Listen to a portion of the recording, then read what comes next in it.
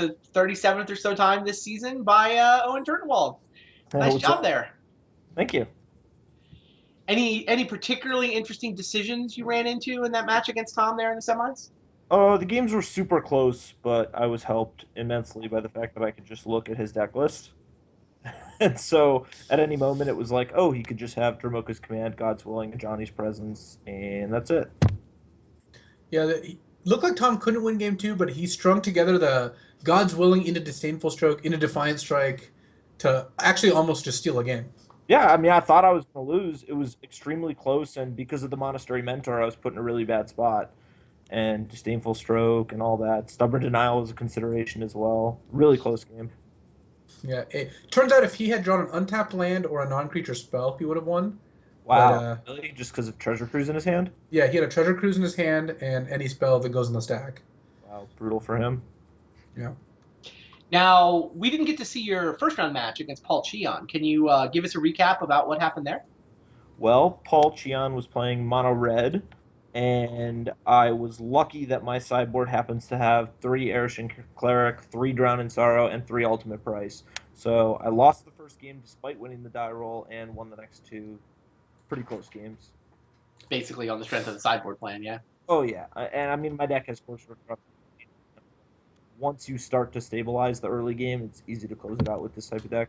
Yeah, given that we didn't see the match, I would have preferred you say that the match was not very close and that you won easily. So I'm going to assume that's what happened. We can go with that. Yeah. I feel like you've been here so often, I don't have any questions for you. You have any questions for us? We can turn the table. You can interview us for a change. Nah, nothing of note. I mean, I just keep playing my Thoughtseize decks, and people keep losing. I did want to ask if you have any advice on someone who wants to reduce a 52 to like a smaller number, like a 36 maybe, or a 27. You don't need my advice. You've been killing it at Grand Prix recently. I've had a good run. I will point out, we can switch to Grand Prix Player of the Year points. You're actually ahead of Owen on Grand Prix points this year. Has to be. I think everyone is. No, I mean, if there were enough Grand Prix, you could just get 1 point in all of them. You could get that. You could win the Grand Prix Player of the Year if there were like 35 or 40 Grand Prix that you could attend, right? If everyone else just got exhausted from playing and then quit, and I continued to get 1 at each one, I would catch up eventually. Right, the streak of 11-4s. I mean, it's become almost a running joke, but it's actually kind of impressive. I mean, I know that it's frustrating. It's more a joke than impressive, but look, all I know is there are people ahead of me in the Grand Prix race that also have foil Tarmogoyfs. That's the only thing I know about that. Fair enough. For the record, Owen has 20 points from Grand Prix this season. Luis Scott Vargas has 21. Wow, scoreboard. Paul Cheon has 23, though. I don't know if that's who you've really got your eyes on, Luis. Honestly, jokes aside, I hope Cheon wins a lot because it would be great if he was platinum. So, except I also hope I just finish 1 spot higher than him in anything. Then you're both platinum, right? Oh, there we go. Well, he can get a worse finish than me and still get platinum, as it turns out. Right. Do you have any thoughts on your finals matchup here against Red Green Devotion? No, nothing noteworthy. I mean, I think it'll be really close. My build seems particularly poor against Devotion because I only have 2 Heroes Downfall, no Murder. I do have the 3 Ultimate Price in the sideboard, which will be great. If I draw multiple of those in some sideboard games, I'll probably be in a really good spot to win. All right, we will let you get down to it. Thanks for chatting with us, Owen. Maybe you'll be back. I don't know. You've only won 3 of these, so I know it's going to be tough to try to close this out. We'll wish you the best of luck. We'll let you and Brad go get ready to play. Thank you. Here's how we got here. Owen did defeat Paul Cheon in the first round. Sounds like the anti-red sideboard plan. And you hear Owen refer a couple of times to, my deck happens to have this, or this build of the deck happens to have that. He's basically alluding to Yuki Ichikawa as the true designer here. He's having a lot of success piloting it, but it's Yuki's design. The details, anyway. I mean, I think it's good that he, added a Deathmist Raptor and Satyr Wayfinder to the deck and Den Protector. But honestly, Siege Rhino and Abzan Charm, I feel like they're almost like they're not designed by anyone except people at Wizards. Like putting those two cards in Stand Step Still in your deck is yeah, it doesn't Oh, take the well, greatest leap. not trying to give Ichikawa credit for those. More the Arishan Cleric is not a card that I saw a lot of before he had them at that Grand Prix. Drown in Sorrow, sure, but I mean the numbers, ratios are all. Those are all the detailed decisions can be interesting, even if the big picture is yes, you just want to draw a Crash of Rhinos every game. Exactly. Well, yeah, Crash of Rhinos technically is an 8/4 trample, I believe. So It's also the official collective term for a group of rhinos, as the Mirage team obviously knew. Owen's opponent in this finals to see if Owen's undefeated in the finals, right? 3-0 so far. Brad Nelson has 3 wins on the season. But like we said a couple of times, I mean, a win here, it's effectively a 15-point game. Owen has clinched playoffs. I mean, at some point, Owen may actually clinch the 1 seed pretty quickly. if Owen wins this, he's got to be pretty close. He might actually clinch the 1 seed, right? Because he'll have 140 points, and Jerry would have to win twice He'll have to get 150. there. Oh, and even 150. He has 115 already. Yeah, so 35 for the week would get him to 150. Owen actually might have clinched the 1 seed unless Jerry literally gets first. Jerry gets first. They have a tiebreaker for it. It's 140. Yeah. Yeah, so Owen is playing to clinch the 1 seed. If Owen wins this, he clinches the 1 seed for the playoffs. And he's already clinched a tie for it. But that's not the same thing. You tied for a 1 seed before in Vintage Yeah, Super Play and not gotten the buy into the finals. So, well, I have yet to win the Vintage Super League, much to my everlasting regret. you just need some more seasons. How are these hands? Brad's hand is quite good. Owen's hand is on the draw. I'd say Brad's a favorite here, just because Brad can play a turn 3 Xenagos and just start just running it up, or you can play Courser into that. But I like playing Xenagos on turn 3. There's just no easy answer from Owen. He has to have one of his heroes' downfalls and then do nothing else, and still get attacked by a 2/2. Oh, we did the quick math wrong. Owen's at 135 with 20 points. So he has not clinched a tie for the 1 seed. 140 would clinch a tie, but he can't get to 140. He can either get to 150 or stay at 135. Right. Jerry winning twice would be 135, right? Jerry winning twice would take him from 70 to 140. Oh, 140, right. So yes, Jerry would be ahead. Jerry can win it by 5 if Owen goes loss. Or if Paul wins twice and Owen loses here, then they tie, right? Because Paul's 5 points behind. That is also true. So yeah, Owen's playing to clinch it. Hasn't locked anything up yet other than a playoff berth. Meanwhile, there's a Xenagos on the table.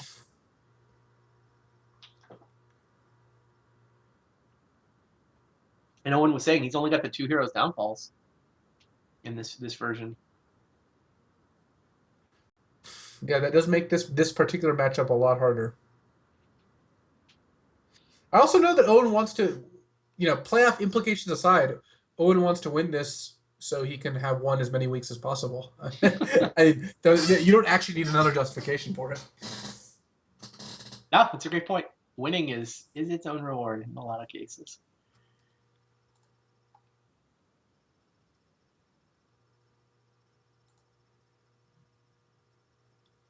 How does Owen win this game, though? My guess is he doesn't. He can.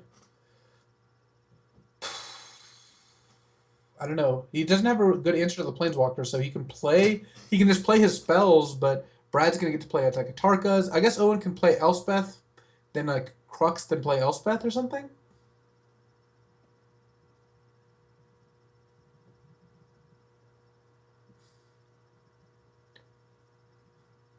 Well, Deathless Raptor attacks. Yeah. Well, you play Deathless Raptor with the intention of attacking, because you can start pressuring Xenagos. But Brad can just slam Atarka, killing Siege Rhino here. Though then, what do you do about Death Mist Raptor? guess you can play Sylvan Caryatid, then plus Xenagos, and then play Atarka, and then chump Death Mist with untapped Caryatid.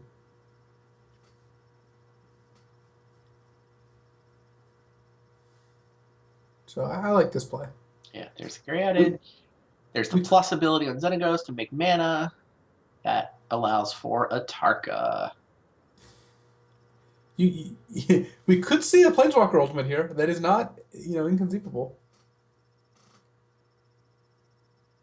Atarka kills off the Seed Rhino, and the Courtiers get to attack.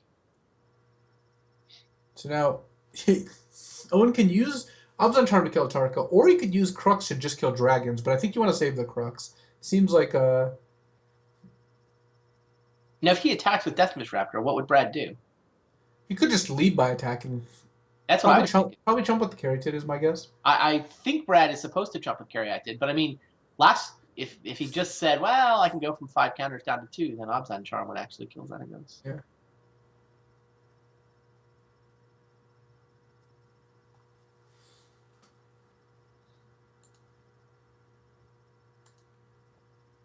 It looks like Owen's on the Obzon Charm plan here.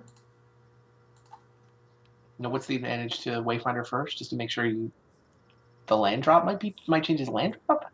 Yeah, and also, if Owen is going to charm before attacking, you might as well Wayfinder first, yeah. You don't want to end up taking damage off land or waste, but I guess you could avoid that pretty much no matter what.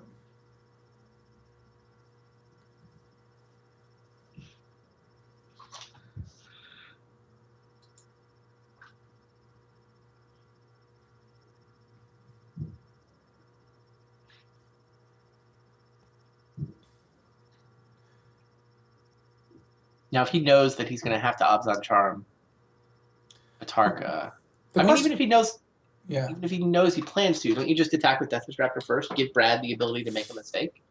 Yeah, the question is if you're happy with that, you could remove a choice here, but I think that it's fun. It's happy enough here. Just attacking, trading if that happens, but obviously it's not going to happen. Then Obzon Charm.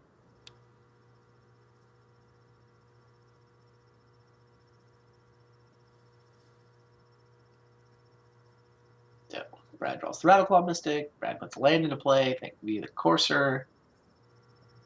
Coursers. It actually is getting to a point where plussing is better than putting a Satyr into play because you are working towards an ultimate with Xenagos there. Sure. Which just dumps a bunch of creatures on the board. Brad hoping this Atarka lives to attack. Probably not expecting it to. I mean, he can see a green, a white, and a black untapped, just like the rest of us can. So Charm takes down Atarka, 2 damage gets through, face down Mystic, and a plus.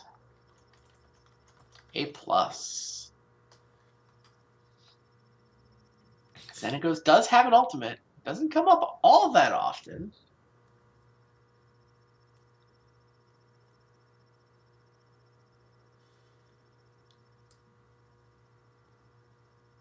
But yeah, it might come up this game.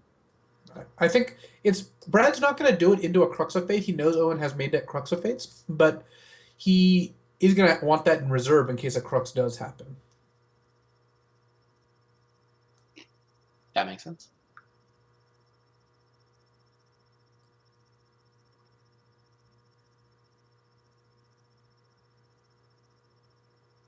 Skyland. Owen sees another white.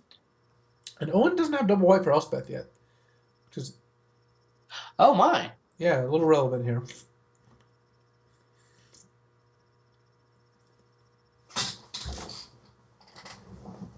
Wow, that's a great point.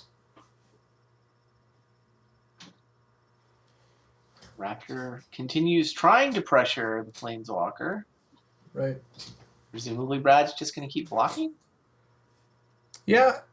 At this point, you're kind of locked into doing that. And Brad's accumulating a lot of value. With double Corsair, fetch land, Planeswalker, Brad's pretty happy with things kind of status quo.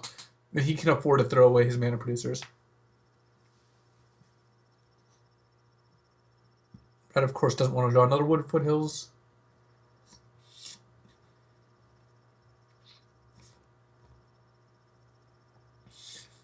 if Brad misses enough times, you know, ooh. So Brad can put the trigger on the stack. Yeah, I guess he can't Planeswalker Ultimate in response. So he's just gonna leave Pelucranos there one way or another. Yeah. He could just Ultimate Xenagos here. Maybe think that he's it looks like Wow. he's decided he's just gonna go for it. He hits he hit everything. He's not gonna be able to play the second Pelucranos or second Xenagos here, but he gets to hit everything else, right? Crazy. That is awesome. Xenagos? Yeah. He even has a dragon, so that he has both dragon threats and non-dragon threats, so Crux doesn't wipe him out. Still, Owen can flip Den Protector, get back Obzon Charm, untap, Crux everything but the dragon, take a hit down to 7, and then Obzon Charm the dragon. I honestly think Owen might be ahead here. What? We just saw Xenagos Look. the Reveler go ultimate. Okay, so Owen's gonna flip now, get back Obzon Charm. Everything's gonna die except for Atarka. Brad's gonna draw Nykthos. Owen's gonna then kill the Atarka and have Elspeth plus 2 draw steps versus a Nykthos. That actually seems like it's in Owen's favor. He's at 7 life, but I actually think Owen's ahead here. So Brad got Dragon Lord Atarka, Rattleclaw Mystic, Hornet Queen, Pelucranos, and the 4 Hornets, and now gets to attack for 6. Oh, so Owen goes to 1. I'm sorry, because Brad hasn't attacked yet. But still, Owen's at 1. I still think Owen's probably in good shape. Not great shape, but good shape. He's got That's the second Crux. actually he got Den Protector back, so it looks like he's gonna Crux. And then he's not going to be able to play anything else this turn. Goes down to 1. But next turn he can, I guess, I assume Owen would have gotten back Obzon Charm. Does Owen not have a way to, I guess he can Den Protector. Owen's a mana short now of Den Protectoring back his Obzon Charm. I guess he's got the other Crux now. He can just destroy dragons. Yeah. So, yeah. I mean, do you think it was a mistake for Brad to go ultimate on Xenagos? Was he supposed to just like bait out the Crux and have that as a backup plan, try to win without using it? The problem is Brad didn't know Owen had that, and Brad had no other plays. Like his board position was at that point getting worse every turn because there was a Raptor he had to keep jumping. I think it was fine. Maybe he tries to hold on one more turn. But he wasn't actually going to be able to win the game without adding more to it. And his only way to add more to it was the Xenagos ultimate. Yeah. I mean, who do you think he would have drawn Pelucranos next turn. He knew his top card was Pelucranos. Right. There's white. But it seems pretty clear to me that Owen's ahead here. He just has to make sure to not tap one of his Llanowar wastes. So Owen block Elvish Mystic. Owen can play Courser and then play Sandstep Citadel or whatever comes off the top, and then also play a face down Den Protector but not turn it face up. Yep. Oh, it was a good point from Van Bell in the chat that if Brad hit a Whisperwood off the ultimate, then he would just be able to instantly win the game. Sure. So that is a fair point. Also, if Owen had a Den Protector, Brad couldn't block it, so you had to ultimate that turn anyway. So yeah, I'm not saying Brad did anything wrong. I just think that despite that ridiculous looking board state, if you look at the next couple turns, I mean, Owen's actually in okay shape. Like Owen's ahead here, like solidly. Mm-hmm. Do you get a Hero's Downfall on top of his library now? Whisperwood's good. Whisperwood's not bad. Whisperwood and manifesting like a Tarka is pretty nice, if that's what Brad can end up doing. Because Whisperwood is presumably going to die. Does Owen have a way to make sure he doesn't die to anything? Yeah, Owen can Hero's Downfall Whisperwood, and then he can Den Protector back, Downfall, or Absalon Charm to kill the Manifest if it flips into something good. We should try to get Owen's top of the library moved. Yeah, great. That's better than playing Elspeth? I would assume so. It just makes it so that Brad... If Brad didn't hit anything off Manifest, then Owen probably wins. But if he did, you might as well play around that. So there's enough mana here to both flip the Den Protector and also cast the removal spell, huh? Mm-hmm. And we've seen Owen do this in a lot of games, and this is because that's just how you should play, which is when you can lock out your opponent, you should lock out your opponent. Another Whisperwood off the top. The here I expect Den Protector to flip and then kill Whisperwood when Brad Yeah, tries to leave his second main phase here. yeah. No, Owen. I agree with you. I think he was planning to kill the manifest just in case, but Brad drew a bomb off the top, so got to kill that instead. Hope the manifest is not a relevant threat. Get back Death Mist Utter Leighton here and eliminate the Whisperwood. Yeah, yeah. I mean, Owen plays his Obzon deck really, really well, much He like does. any deck Owen would pick up. But it's just you see it because Obzon has so many choices with not only which spells you play, how you sequence them, how you tap your mana. There's so many demands on the mana, so it's cool seeing him basically make it like a vice that tightens on your opponent, making it so they can't win the game.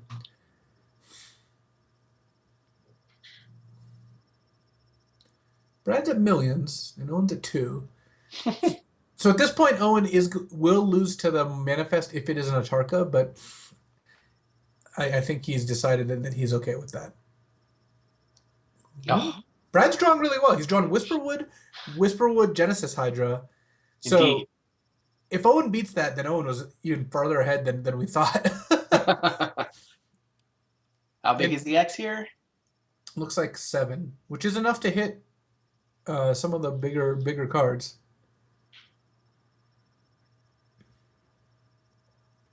Oh, there's Hornet Queen. So I assume that's just like the windmill slam here.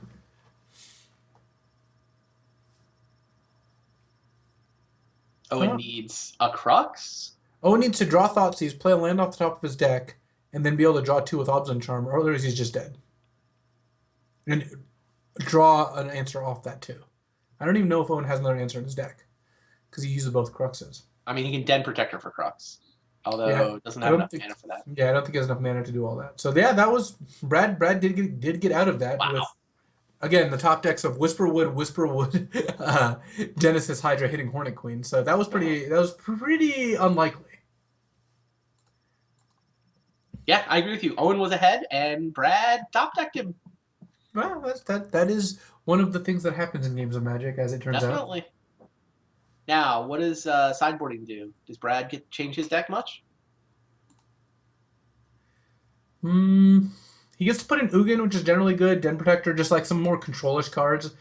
The really focused cards aren't that good in the Obzon matchup, I don't think. What about from Owen's side? I know that Owen seemed pretty happy with his sideboard earlier. He had all the tools he needed for the mono red deck Paul Cheon was playing, but fill your sideboard up with those things, and does he have a lot left?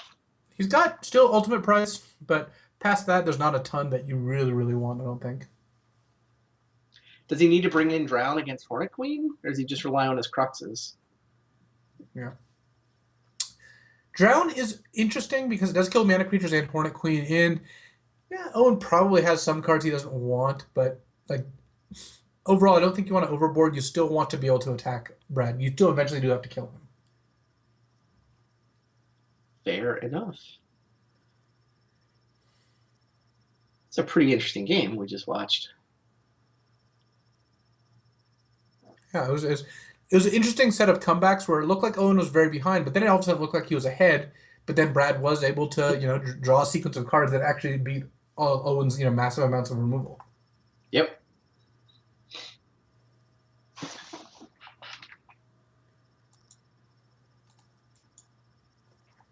Shall we go down to game 2?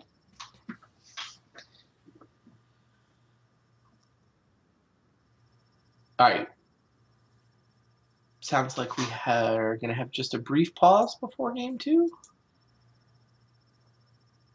Sounds good.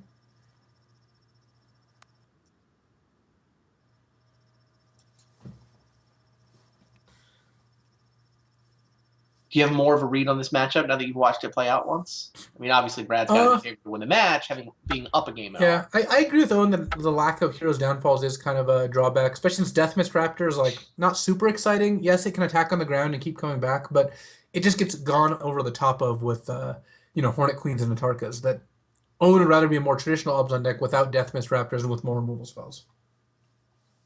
I'm gonna buy that.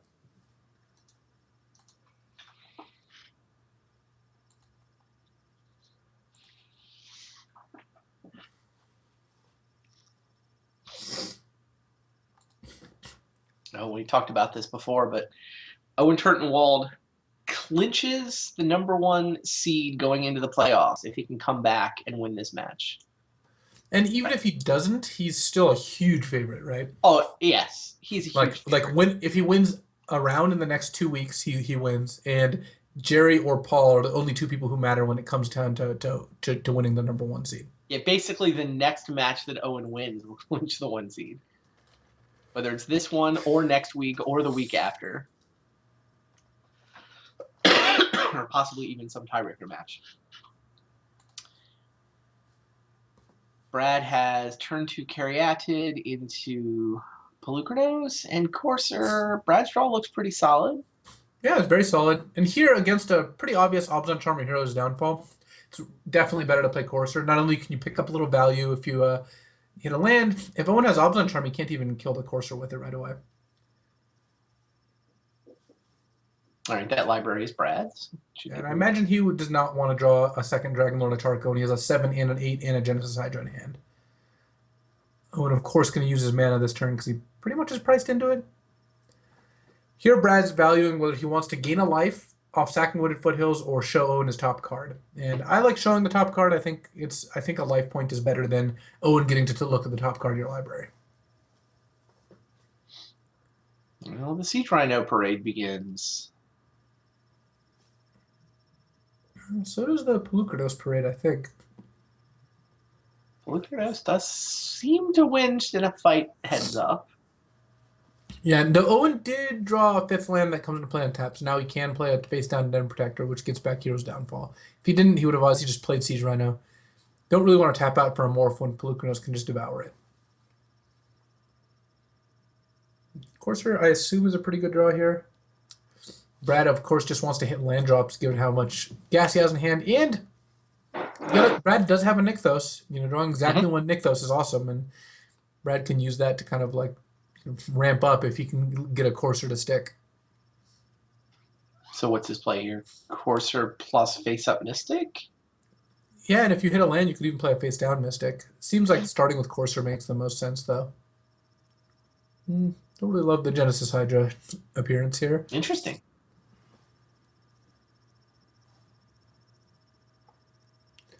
So now Owen's going to flip, getting back Hero's Downfall, and then next turn, it's not the most efficient of turns, but he gets to Hero's Downfall.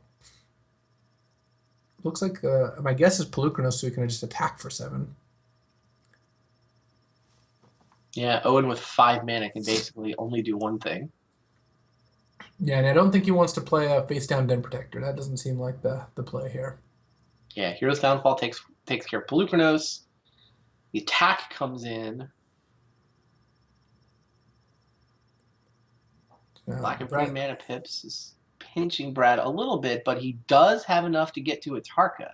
Yeah, he has exactly enough to Nykthos up to 7, Atarka to kill the Siege Rhino, and then smash. Owen can now Elspeth the Atarka if he wants. He doesn't have quite enough mana to do anything else.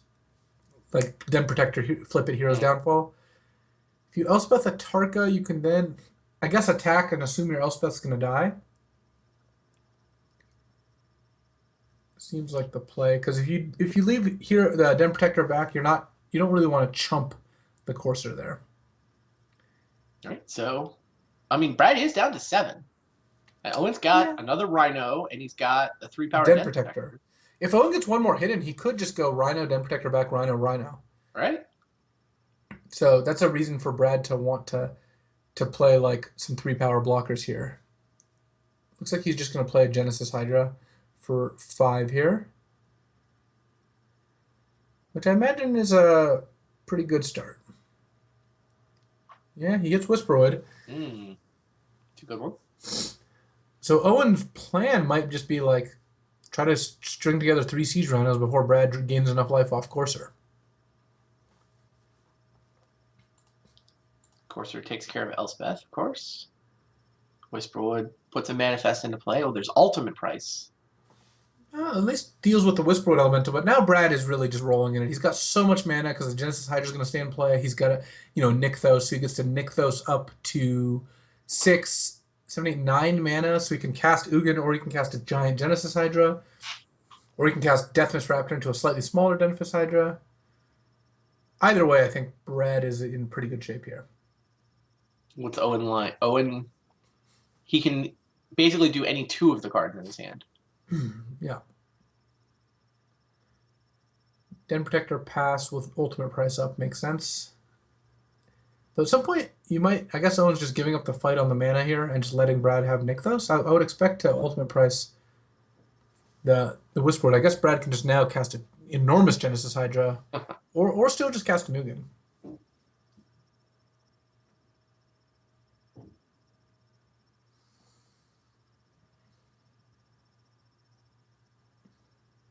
Owen maybe waiting on the ultimate price because he wants to kill an untapped blocker for Den Protector. Yeah, he might think that one of his best ways to win is just to squeak through damage here. Mhm. And maybe if Brad overextends by attacking with too many things, Owen can go, oh, end of turn, ultimate price, flip Den Protector, get back Siege Rhino, attack, draw land, double Siege Rhino, and just win out of nowhere, which, could happen. That's what I was looking at. 7 mana in play. He can play 2 Rhinos next turn in theory. He just has to top deck a land.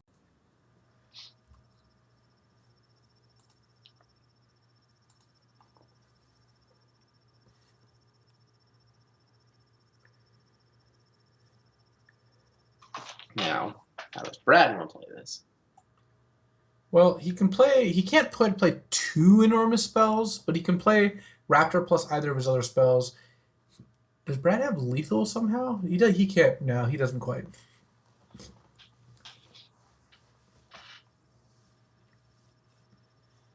Ugin can deal 3, but that's not quite enough to finish the game in one turn here. And Brad clearly should be worried about some kind of like Siege Rhino into Siege Rhino nonsense. Brad goes for Deathmist Raptor. Yeah, he's going to go Deathmist Raptor and Genesis Hydra. That way he's got multiple creatures capable of blocking Yeah, Den. and I think that's good. I think prioritizing that makes a lot of sense to me. Does.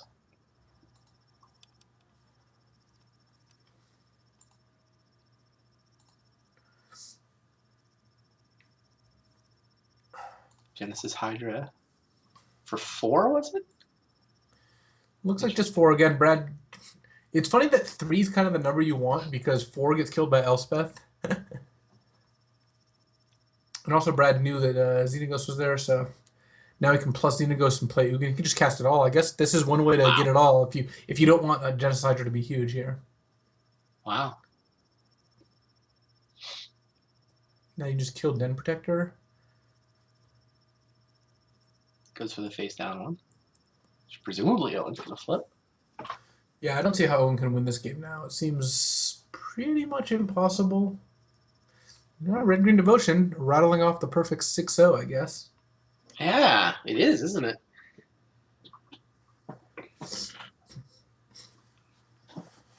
So all weeks of Standard have been won by either Owen or Green Red Devotion? Is that true?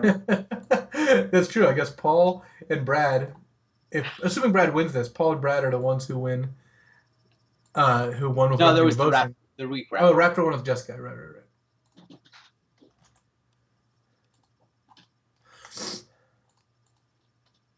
All right, Den Protector flips as a response to Ugin. But yeah, hard to imagine how Owen stitches this together from here.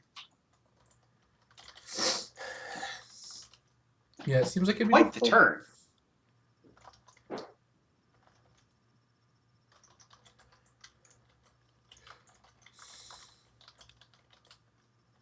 Gonna go get a Rhino. Oh, Yeah, I goes think- Hero's Downfall. Downfall, sorry. Den Protector down.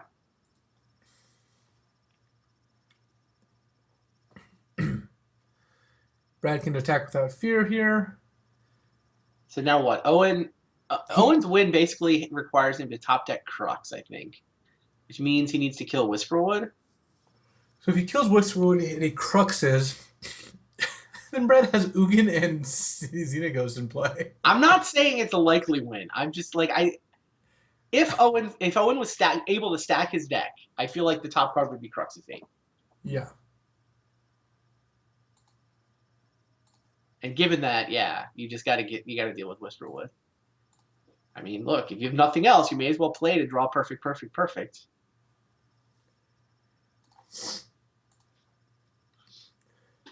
So the Whisperwood down. Owen falls to 13. Untaps and draws Elspeth. Which is cute, but because it can blow up some creatures, but it can't blow up the Manifest, the Raptor, any of the 3-tap creatures that aren't Genesis Hydra, and that just leaves Brad with so much stuff.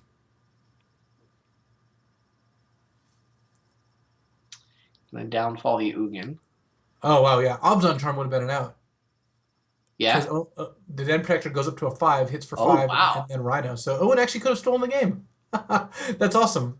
Wow, yeah. Obzon Charm for 5-power Den Protector plus Rhino. That would have done it. Now, though, does Owen even get another turn? I guess he probably does. 16 life. Ugin doesn't actually, matter anymore. It's dead. Now we've got... Yeah, Brad can put up like an unassailable board position, but he can't actually like win the game very like in one turn necessarily.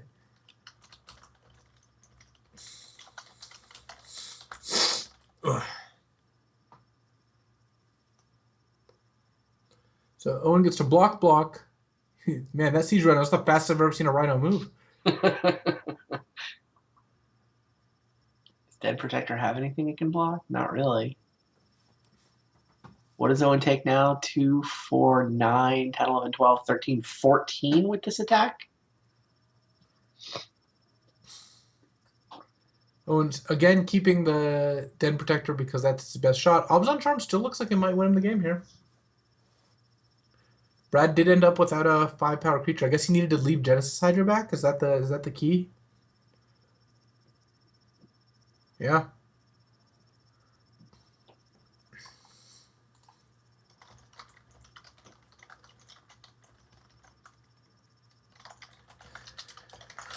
Brad plays Mystic.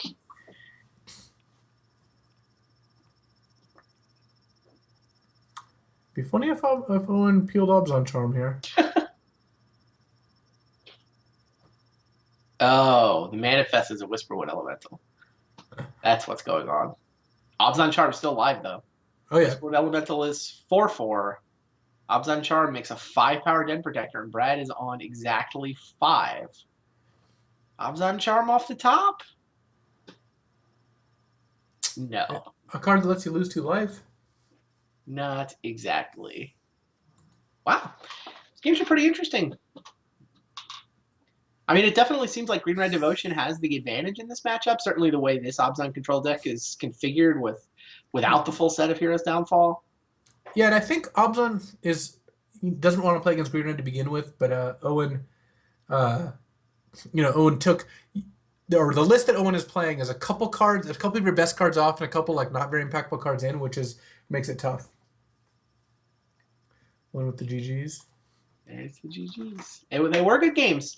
But Brad Nelson wins Week 6 of the Standard Super League. Owen Turtenwald's reign has been, I don't know, ended? Not really ended. He's still crushing the league in terms of the overall standings, but... I don't know if getting second is cause to say his reign has ended. He's still, got to be like some incredibly high percentage to be first after the Swiss. They stopped him from winning a 4th time. He doesn't get the 4th W. That is true. We are, of course, going to attempt to get Brad Nelson in and chat some with Brad. Seemed like a nice week for him. So, yeah, Owen is still crushing the league. These 20 points get him at 135.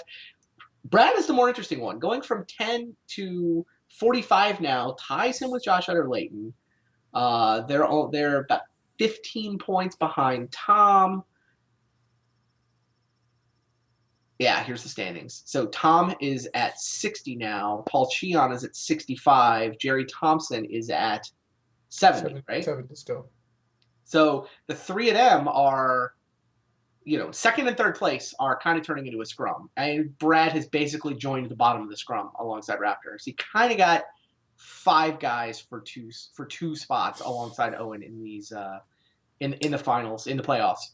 And at this point, is Kibler eliminated?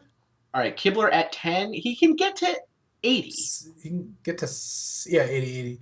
He can get to 80, so he's not mathematically eliminated, but he needs to win both weeks and have like the points either go to Owen or go get distributed among other people. Right, and not to Jerry or Tom or Paul.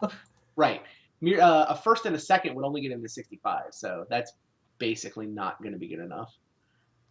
Yeah, I feel like Kibler needs to win-win. Andrew's basically in the same situation where he has to win-win.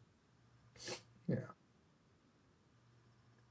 But hey, we can talk about those guys some more next week if they actually start putting a run together. The guy who has put a run together to get off the bottom of the standings and sort of up to more or less the middle of the pack is Brad Nelson. Nice job, buddy.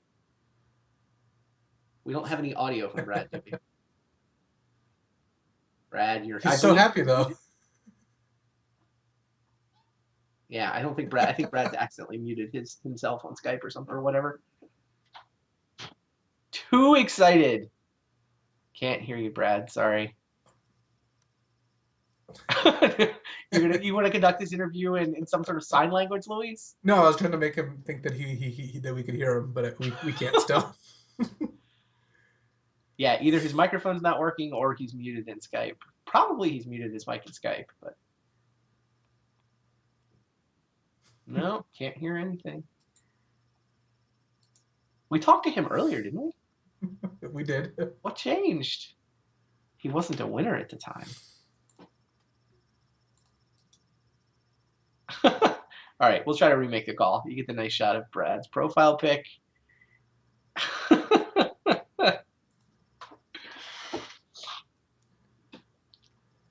It's a pretty good one. Any final thoughts from you on this week? I've been impressed with how Red Green Devotion has done. Obviously, we've only seen it played twice and won both weeks, so that's a little slanted in that sense.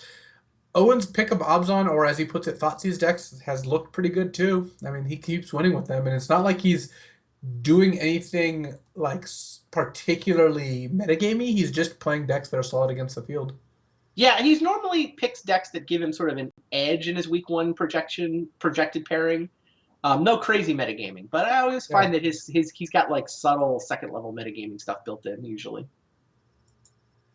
I found it interesting. This is our 4th week with 8 different decks. All right, is it working now?